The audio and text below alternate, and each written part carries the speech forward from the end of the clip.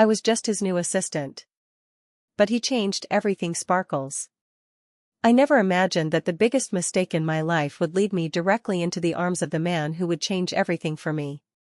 My name is Emily Hart, 26, freshly heartbroken, freshly jobless, and freshly confused about my life choices. 3 weeks earlier, I'd quit my stable marketing job in Chicago for a boyfriend who promised me commitment, only to find him in bed with someone else. So I packed my dignity, my clothes, and whatever hope I had left, and moved to New York City. New York, the city that gives you everything and nothing at the same time. I had no job, no money, no contacts, only determination. Then came the interview. It was for the role of executive assistant to Alexander Hale, the CEO of an international tech firm. The kind of job that looked impossible on paper. I shouldn't even have been shortlisted, let alone called. But I was desperate. The building was tall, sleek, too expensive looking for someone like me. The elevator seemed to judge me on the way up. I kept practicing how to smile without sounding nervous, but the moment I entered the top floor, everything inside me stopped. Because he was there. Alexander Hale. A man who looked like he walked out of a Forbes magazine cover, tall, strong shoulders, a charcoal suit that fit him like it was tailored by angels, and eyes. God, those eyes. Gray, sharp, focused, the kind that could see right through you. He looked up from his file. Emily Hart? I nodded, trying not to drown in embarrassment or attraction. Yes, sir. That's me. His gaze traveled, not in a disrespectful way, but in a way that made me feel seen. Seriously seen. He gestured toward the chair. Sit. Our interview was short, intense, straight to the point. He asked questions quickly, and I answered with honesty, because lying to a man like him seemed impossible. After 10 minutes, he closed the file. I don't usually hire assistants with little executive experience, he said. My heart dropped. But. He leaned back, studying me. There's something different about you. You're sharp. You don't look away when you speak. You're nervous, but you don't hide it. That's rare. I blinked, unsure if that was praise or critique. You're hired, he said simply. Just like that. No second round. No HR interview. No test. I stared at him. Are you sure? He raised an eyebrow. Would you like me to reconsider? No. I mean, no sir. I swallowed. I accept. Alexander smirked slightly, the smallest, rarest curve of lips. Good. Start tomorrow. And that was the beginning of everything. My first week. Working with him was like working with a storm, powerful, fast, unpredictable, impossible to ignore. He walked quickly. Talked quickly. Thought even quicker. I tried to keep up, tripping over my heels sometimes, dropping files, writing notes too fast. He didn't shout. He didn't scold me. But he did look at me, intensely. One time, I dropped a stack of reports because he walked past me too close and his cologne hit me like a wave. He turned, crouched down with me, picking up papers. Our fingers touched. Just a brief brush. But it felt like lightning traveling straight into my skin. He paused, barely, but enough.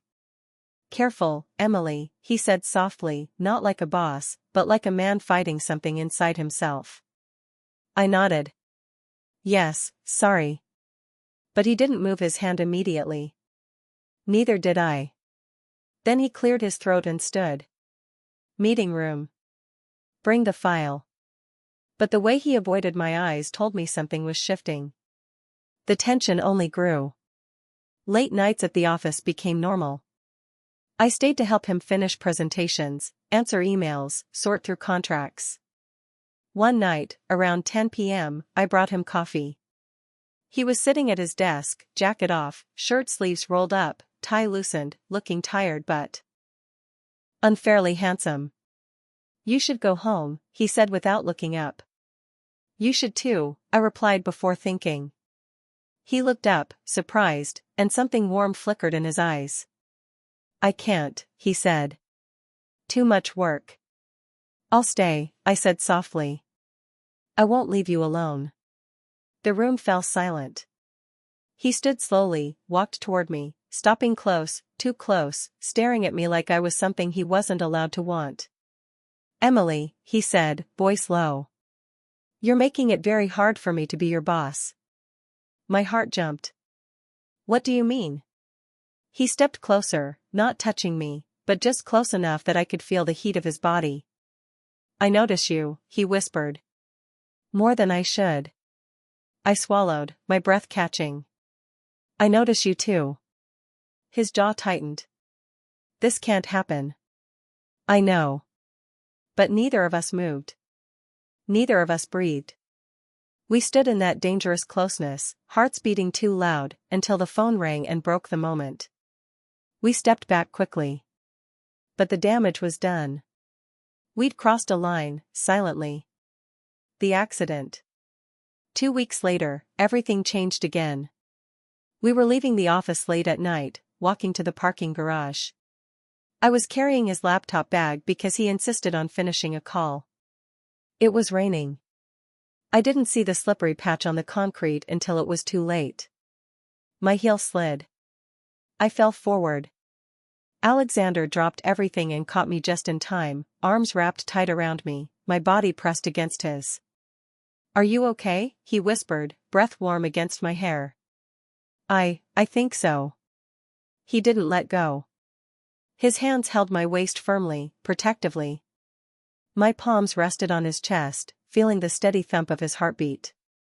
We were too close. Dangerously close. He pulled back slightly, enough to look into my eyes, but not enough to release me. Rain dripped from his hair, tracing down his jaw. His gray eyes softened. Emily, he said quietly, almost like a confession. I can't keep pretending I don't. Feel this. My lips parted. Then don't. His breath hitched. You're my assistant. And you're a man, I whispered. A human one. His hand slid slowly, gently up my back, bold, but still controlled. The moment stretched. Deep, warm, electric. He leaned in, not fully, but just enough that I felt his breath on my lips. I was seconds away from kissing him. Then headlights flashed as another car entered the garage, breaking the moment. He stepped back, running a hand through his wet hair. This is complicated, he muttered. I know. But I don't want to stop. Then don't, I whispered again. He looked at me like he wanted to pull me back into his arms, but instead he unlocked his car. I'll drive you home, he said. But the way he looked at me the entire ride told me everything. There was no going back. The dinner. The next evening, Alexander called me into his office. He was leaning against his desk, coat off, sleeves rolled up again, the version of him that weakened every part of my self-control. We're having dinner, he said simply. My heart jumped. Work dinner? His eyes held mine. No. I nodded slowly. Okay. Dinner wasn't fancy, not a 5-star restaurant. He took me to a quiet rooftop place overlooking the city. He held the door for me. Pulled out my chair. And when he talked, he wasn't the CEO. He was just a man. A man who'd grown up lonely, who built a company from nothing, who trusted almost no one. And somehow, he trusted me. When dessert arrived, he sighed softly. I shouldn't be doing this. Do you regret it? I asked quietly. He reached across the table, took my hand, warm, firm, bold. Not for a second. His thumb brushed my skin gently, sending warmth up my arm. I've wanted to do that since the day you walked into my office, he said quietly. My breath caught. Alexander. He stood and walked to my side. Come with me. He led me to the rooftop edge where the city lights glowed like stars beneath us. His hand slid to my waist, slow, careful, but undeniably bold. I didn't pull away. I didn't want to. He leaned closer, forehead touching mine. Tell me to stop, he whispered. I don't want you to, I breathed. His lips brushed mine, soft, warm, tentative. A PG-16 kiss, slow but deep enough to steal my breath. Nothing rushed. Nothing inappropriate. Just emotion. Longing. Connection. When he finally pulled back, he rested his forehead on mine. I don't know where this will go, he whispered, but I want it to go somewhere. Me too, I whispered. And that night, something between us finally broke open. The office tension. After the kiss, everything changed. He didn't treat me like an employee anymore, but he didn't cross lines either. Our touches were subtle. A hand on my lower back guiding me through a door. Fingers brushing when I handed him a file. His gaze lingering a little too long. One morning, I was organizing papers when he came up behind me. Emily, he said softly. I turned, and he was close. Really close. His hand lifted to tuck a loose strand of hair behind my ear, slow, gentle, bold. My breath caught. You cut your hair, he murmured, studying me as if I were something precious. Just a little. It suits you. My cheeks heated. You noticed. I notice everything about you, he said, voice low, dangerous. Before I could speak, the door opened and another executive walked in. We jumped apart. But the moment lingered. The tension became the quiet language only we understood. The jealousy moment. One afternoon, I was talking to Daniel, a friendly coworker who worked in PR. He was funny, charming, and harmless. But Alexander saw us laughing in the hallway. Later that day, he called me into his office. He wasn't angry, but his jaw was tight, eyes darker. Is he bothering you? He asked. Daniel? No. He's just being friendly. He kissed me again, deeper, longer, still PG-16 but full of emotion. The city glowed around us. For the first time, nothing felt forbidden. The happy ending. We faced challenges. Rumors. Company policies. Whispers in hallways. But Alexander stood by me, proudly, openly.